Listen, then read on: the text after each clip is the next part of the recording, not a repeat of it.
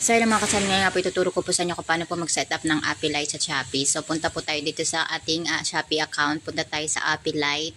Ayan, and then ayan, punta lang po tayo dito sa account, and then pag nandun na po kayo sa account ay punta po kayo dito sa setting and payment setting po. Yan, set up now. So isa-set up na natin ang ating payout account dito kay Shopee para po sa inyong mga income dyan papasok mga ka-channel. So ang lalagay nyo po dyan ay individual, adult, and inyong pangalan po. So pangalawa po sa beneficiary info ay bank info po. So yan, nag-download po ako kanina ng Maribank. So pwede nyo po yan i-download direct po dito kay Shopee, and then maglalagay po kayo dito ng inyong primary ID o valid ID. Ang ilalagay nyo po dito ay national ID. So ayan, nalagay nyo ang inyong address. Dapat po same po sa inyong valid ID ang inyong address po dyan. So dapat hindi po kayo magkamali dyan. And then TIN ID po mga ka-challenge. So salamat po. Please subscribe. Thank you.